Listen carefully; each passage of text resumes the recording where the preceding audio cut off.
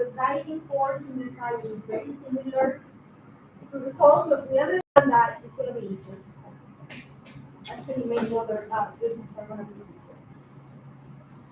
So let's just talk about the soil. One thing I want to tell you is that we're trying to compartmentalize and just talking about the soil, then just talking about the roots. But keep in mind, this is all possible because of transpiration. So if the sun wasn't pulling water out of the leaf, none of this would happen.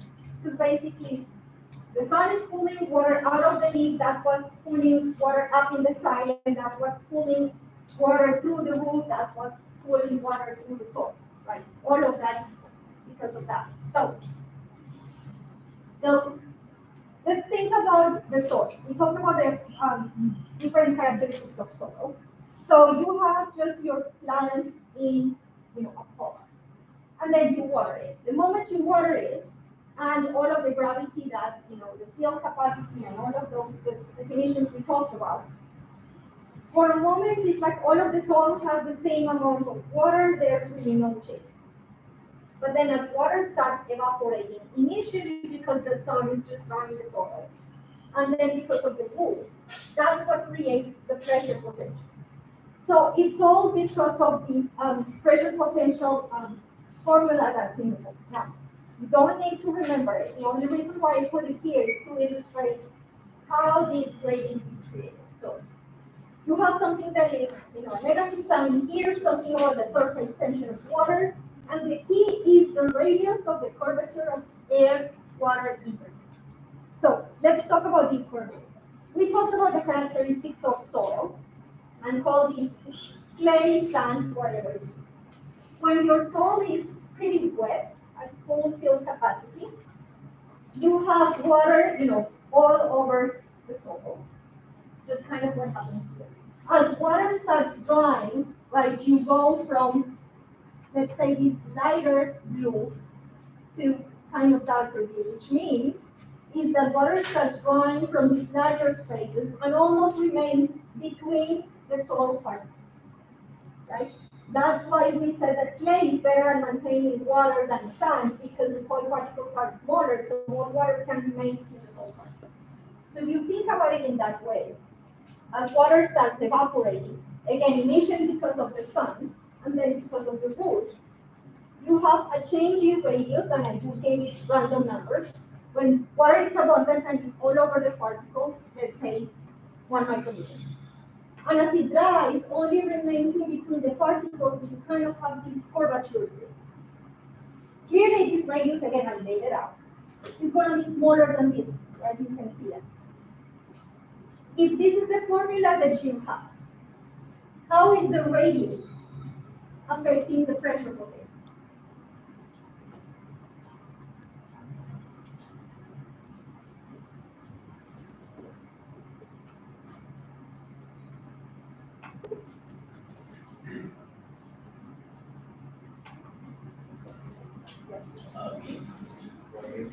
B. So as the radius becomes smaller, right, because this is negative, then B is more negative.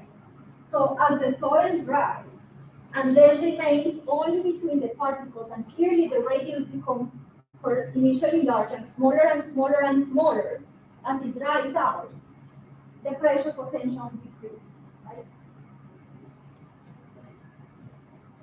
So how do you expect that gradient to be in areas close to the plant root relative to areas farther away?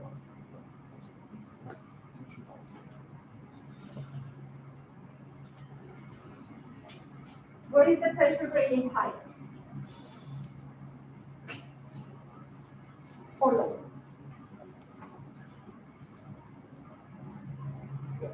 It's going to be lower, like around the root. Lower around the root, right? So, again, lower and more negative pressure. So think about it. Again, your water, your soil, these are your soil particles. So all of this water around them with a large radius. Initially, the sun starts doing its job, starts drying up the soil, so water starts evaporating. and basically remains just in between these areas. And the radius. Now to the soul, the sun, at the roots. So now you have the giant roots. Here doing their job. Really don't know how to do it here, let's say. As these start spewing water in, now it's not just the sun, also the root is drying up the soil around it. Like if you're pulling water from here, this is going to become drier faster than whatever you have here. So as the root starts drawing out soil closer to it, again, radius starts becoming smaller and smaller, more and more negative. And that's how the roots pulling water in help create that gradient that you see there. Because it's not now just the sun, but the pulling of water decreases the radius, decreases the pressure potential, and this gradient is maintained so that water by diffusion comes into the root. Okay? That's how the entire pressure gradient that drives movement of water through the soil. It keeps water moving through the soil because of that gradient that is created by evaporation. Okay? Is this part clear? Any questions about it? Okay. So next step is water movement through the roots. So now the water is in the roots. What is the driving force for water moving?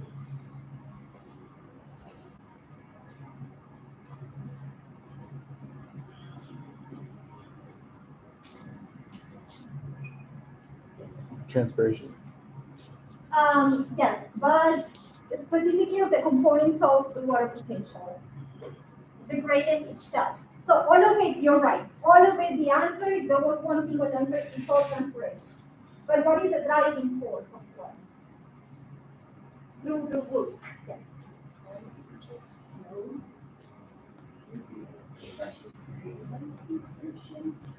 No.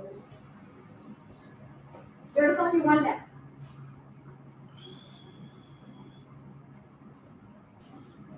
If it's not pressure, if it's not solute, what do we have left? The water potential, right? Yes, so one important thing that we're going to talk about this later on, but you've probably seen seedlings, right? Seedlings are rich, or the roots are rich in root pairs, and not just seedlings, like many plants are rich in root pairs. What do you know of these root pairs? How do they, what do they do? They increase the surface area, right? So now instead of just having, let's say, this part exposed to uptake water, now you have more area to uptake water and minerals as well. So that is very important. So water and minerals are going to enter through these root pairs and then enter the cells. And the movement from cell to cell is because of water pressure.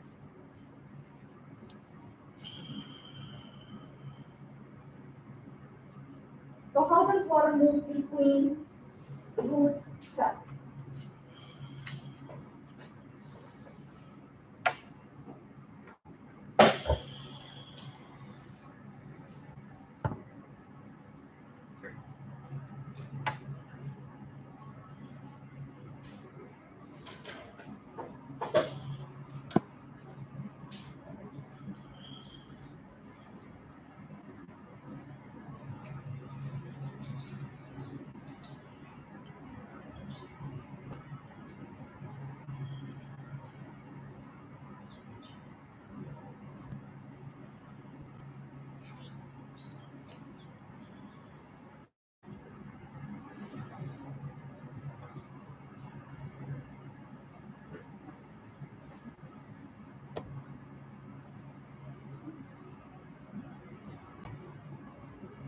Yes. Maybe simpler.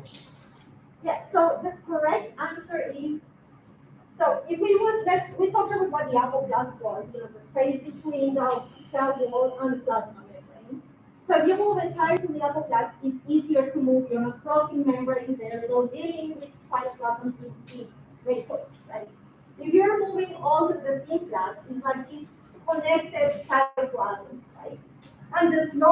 way would be the transmembrane, in which you're literally crossing not just plasmodesmata, but you're leaving one cell and entering the other cell. So there are advantages and disadvantages to all of them. And when you see the rule, basically, it's a combination of all of them. So the apoplast offers the path of least resistance, you're crossing membranes, but also you're not filtering. And let's face it, you're bringing things up. The xylem, as we're going to see, is mostly dead cells.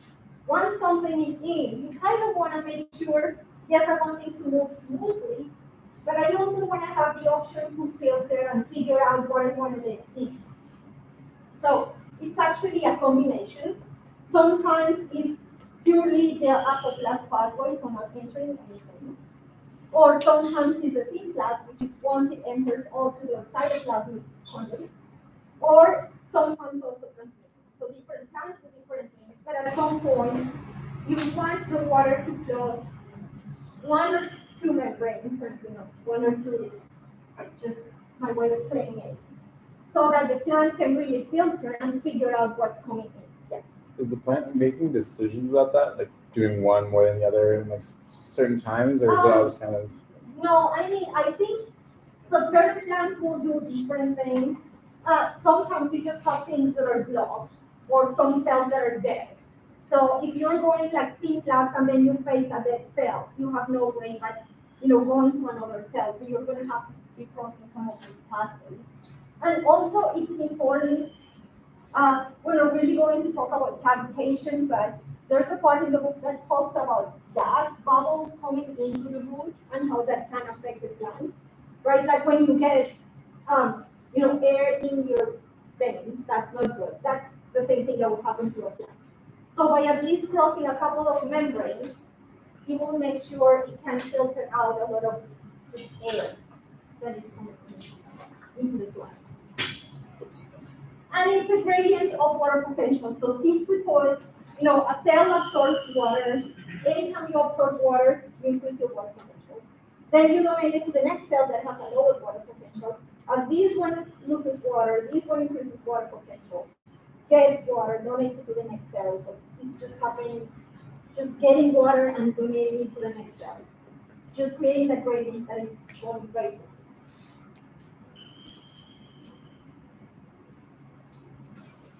So there are two types. So now we're in the root. We're about to start moving water up to the side. What can you tell me? It doesn't have to be specific about tracheids or vessel elements, but these are the two types of cells that compose the site. One of them is called tracheids, and the other is vessel elements. And vessel elements are mostly present in angiosperms. Like, again, so we're mostly going to be talking about angiosperms. I'm going to just talk about both of them. They're different, but they're part of the cell. Do you recall or what do you know about cells in the cell? Or any characteristics of things that happen inside? They essentially are alive at one point and then they form a cell wall and they die. Yeah, so the xylem is initially alive, has a primary cell wall. And then last class we talked about the secondary cell wall, that's the contact between the plasma membrane and the primary cell wall. So now you have the reinforced cell wall. And then you die. Okay. Most of the xylem cells are dead. And so they form these silent pipes that I showed you in the first picture of the Q lines.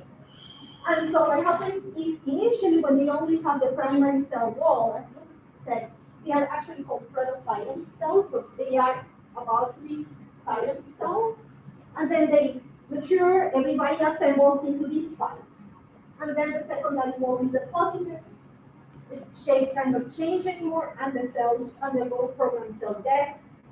And now you have these pipes that are just, their whole job is pretty much to bring water up just like an inert kind of piping system. Okay.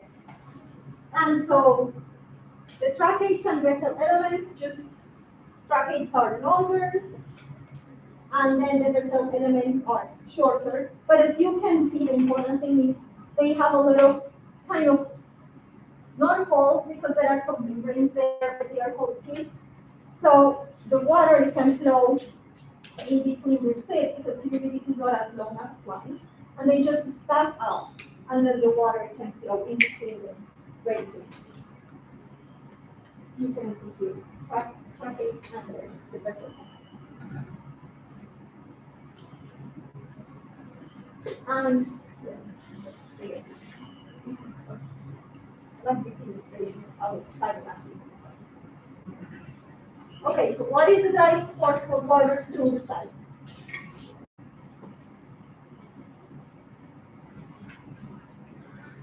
And that's only question to all of it in the book.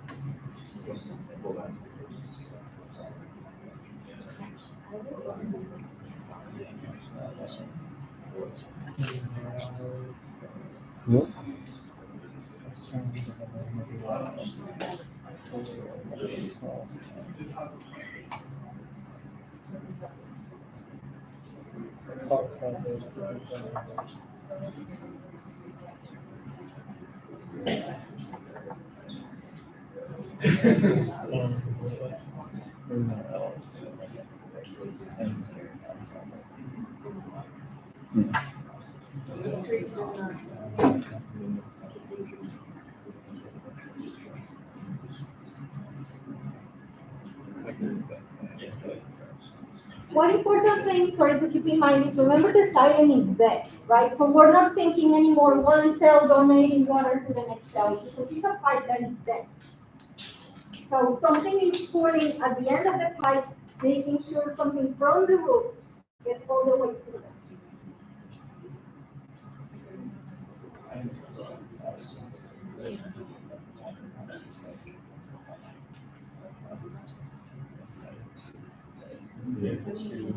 The water can stay away from the side.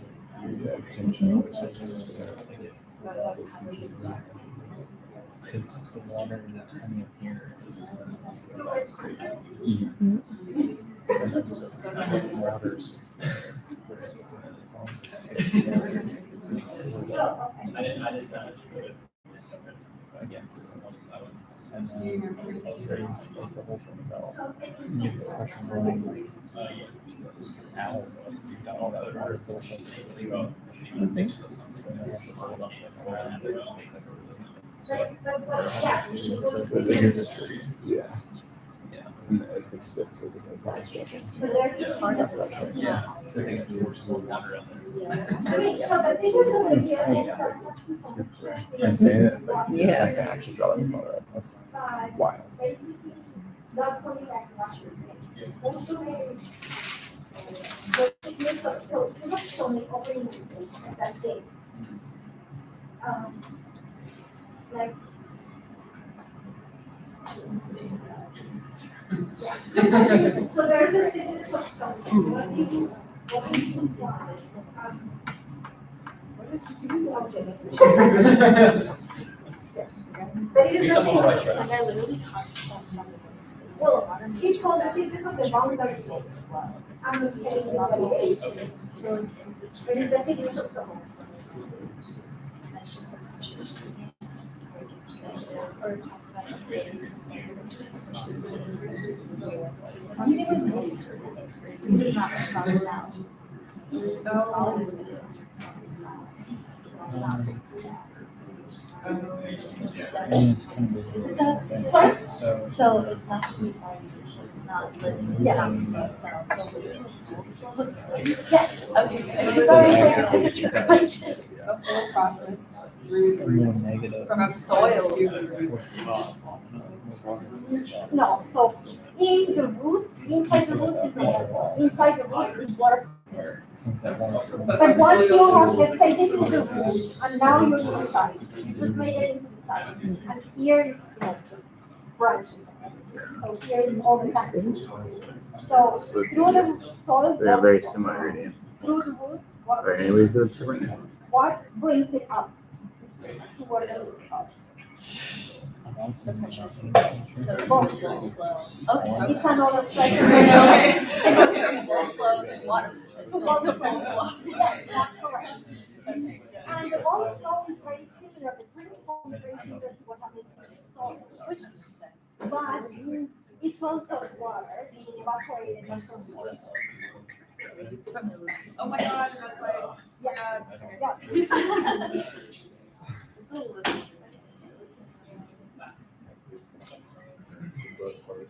So, okay. The pressure gradient is That makes sense. Wait, water flow, then what?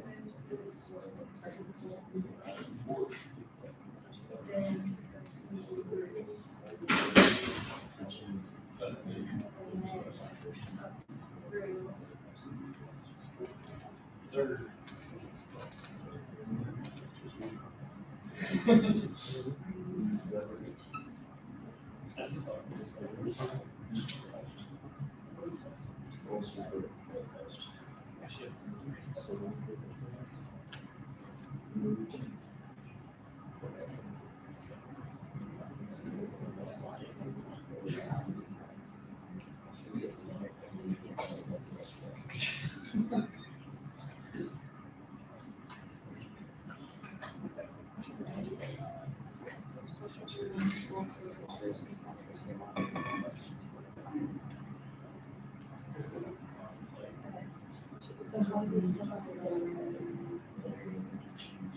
So it's the same as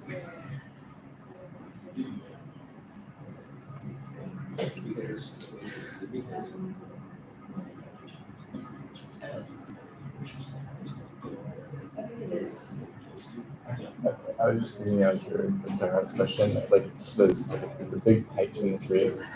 If when Zion was created, like the cells are dead. No, they are initiated. Okay, yeah. But then then they eventually they die, and then as like the tree's maturing, Yeah. is it in order to like widen those pipes? Is it just like killing the old xylem and like growing more on the outside, Yeah. clearing out the old dead stuff? Or is it When the like pipes, so that's when when the trees like expand. yeah? So trees have the option of creating, you can create new pipes, but you cannot enlarge the ones that you have because they are already dead. Okay. And because remember the secondary, so you have the cytoplasm and the primary cell wall, and the secondary cell wall is here, right? So, and then you die, so there's no way that you can break that down and create it again. So you can create more pipes around, like you saw that tree full of just like pipes around. You can start creating other systems. And sometimes what happens is, vessel elements are more like stuck like this. Tracheids are more like they just stuck like towards the side.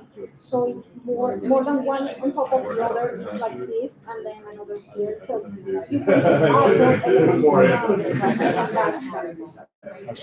So in like that tree with those bare bones, like when the tree is actually alive, can you like full of like matrix and like xylem, or those be like empty pipes? Full of water. Well, like, but there wouldn't be any like cellular material, no like xylem. So the xylem material is mostly water and some minerals. That's what you have in the xylem. Okay. Yeah. Everything else that is food is the floor. So xylem, because it is dead, it has like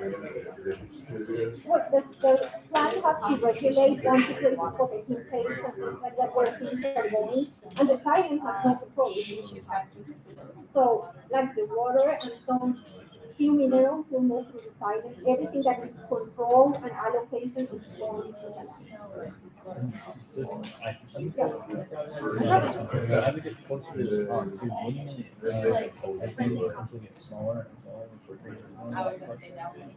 Oh, I don't know. I think so. So eventually when you're gonna have the branches, right? Right. So it's like liquid, honestly, I don't know. Probably you would. I thought I read something about that. So there's something about the diameter, yes.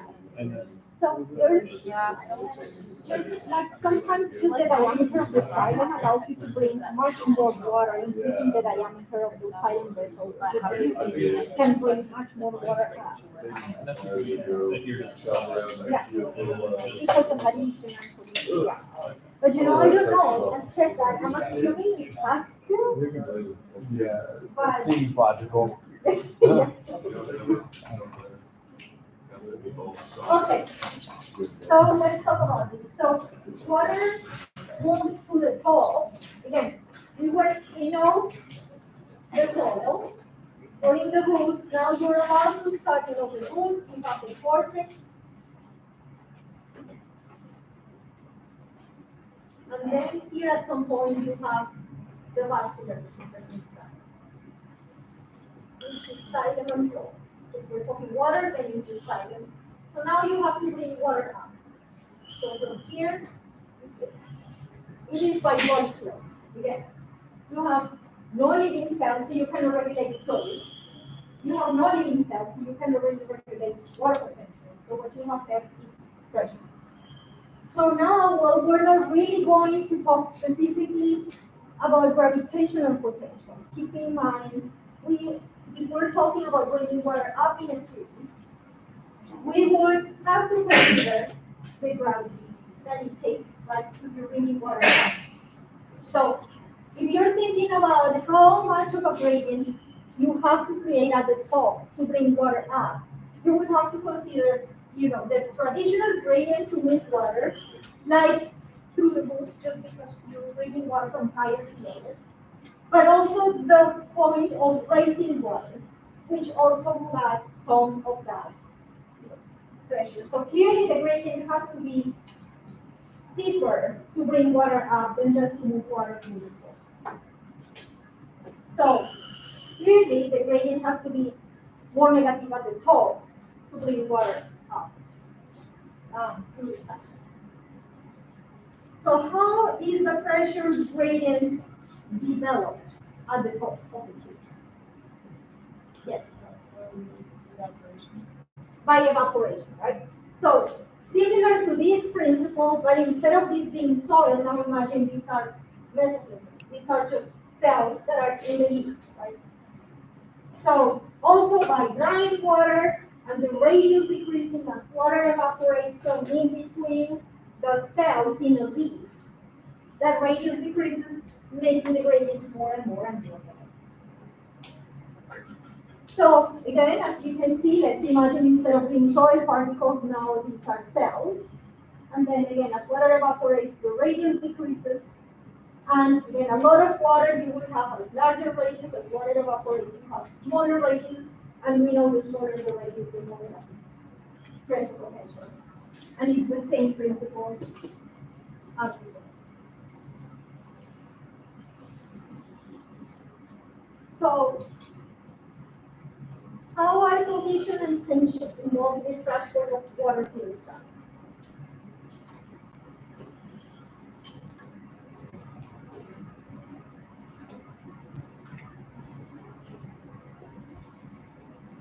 Yes. Well, you need the cohesion so that the water sticks to the inside of the zone, but then you need the tension because you need the individual water molecules to start pulling on each other in order to get them to go upwards against the gravity. Yeah, so remember, first of all, tension is negative pressure, right? We're talking about a more negative pressure, so you can tell tension. Now, why is tension important? Remember that example with the syringe and the plunger, that basically you're increasing pressure when you press a plunger, and tension is basically the force to try to separate, as if you were pulling a plunger, to separate those water molecules, and that's exactly what it is. You need that to kind of pull the water out, because that's what you're doing. It's like you have a plunger and you're trying to pull it instead of pushing.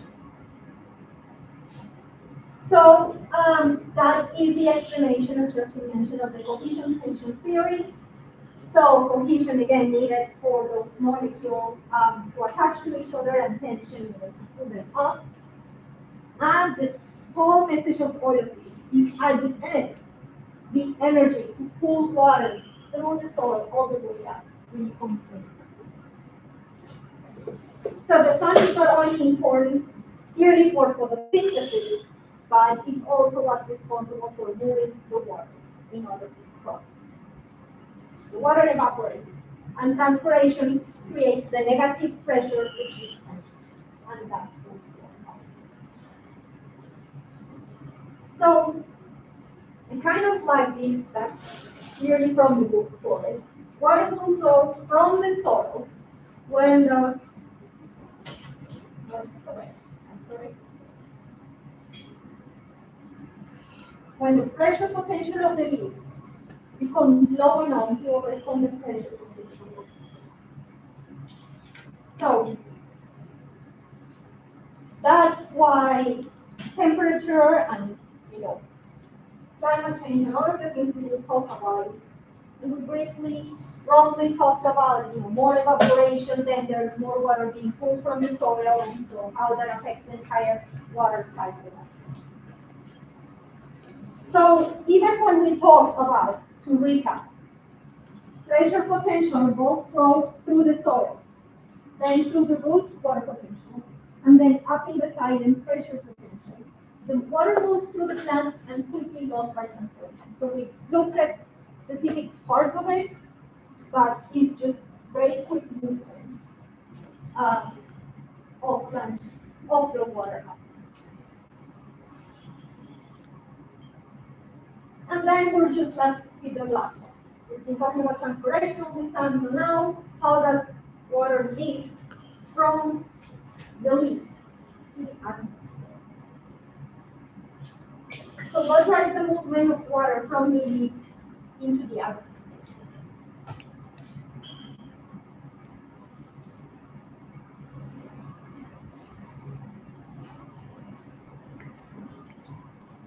The concentration gradient of water vapor. The concentration gradient of water vapor. So now we're talking about atmosphere, so no longer cells anywhere. So is the difference in concentration of water vapor between the leaf and the atmosphere. Clearly, there also needs to be a gradient because it will only diffuse from higher to lower. So from higher water vapor to lower water vapor. And that gradient will define at the end how much water is being lost. So water vapor concentration. So this is a table that's in the board. And again, so the difference between the water vapor in the leaf and the water vapor in the air. What can you tell me? What is this table tell you with the data that's there?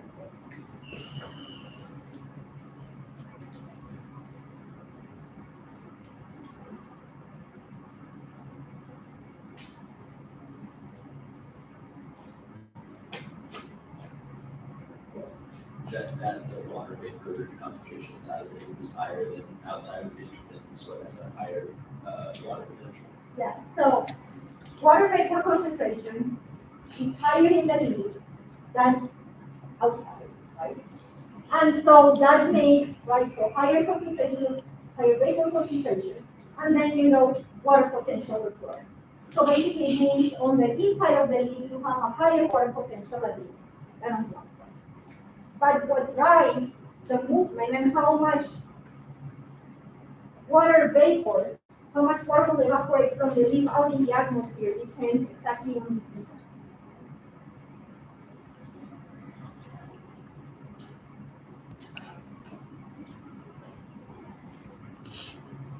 So if you've never heard this, a daxial is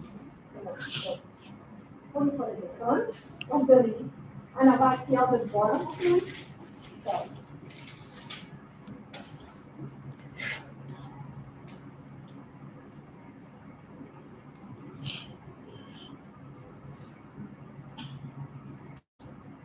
yes. Trichomes would be in the mud. On the- Trichomes would on be the more axis. up, and stomach would be usually you have stomach both surfaces.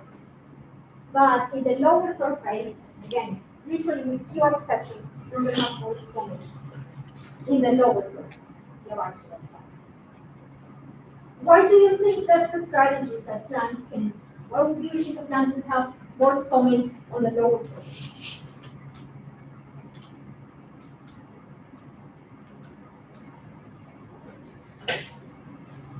and they're not as exposed, so they're going to be less. They're going to be more protected against heat and stuff. So it's also going to help their loss of water. Yeah, so you know the CO2 concentration is not going to vary too much between up and down.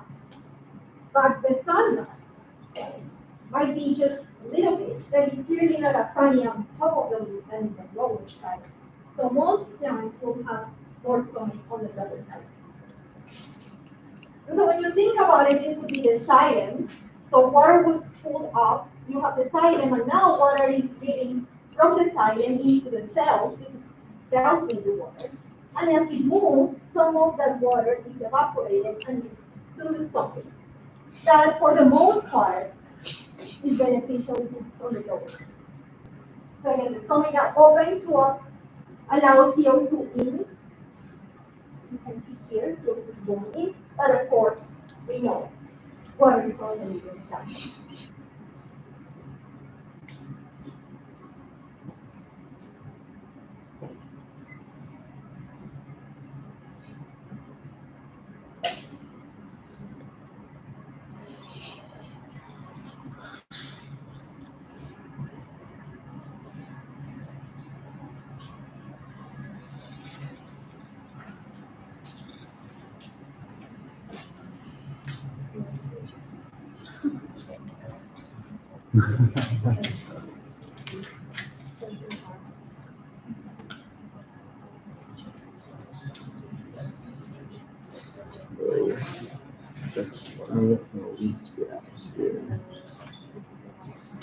So the factors are sugar influence and water resistance. Is that what it is?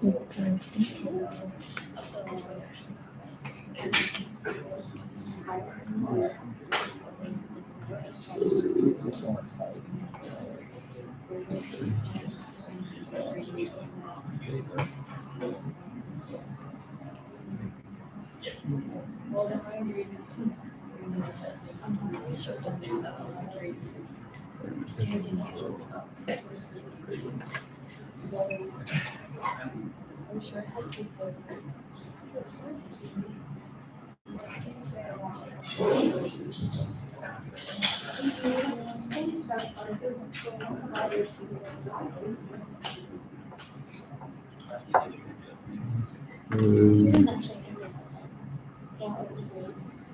So you don't have to time to spend it in detail, because you have that. You can mention something, and then we'll just unify answers at the beginning of class. But make sure you write something, because I'm correcting you. And then I'll give them back to you on Friday so that we can continue this. And if you think you're done, you're free to leave, and I will see you Friday. Someone for this. Someone for this one. Yeah, I'm good.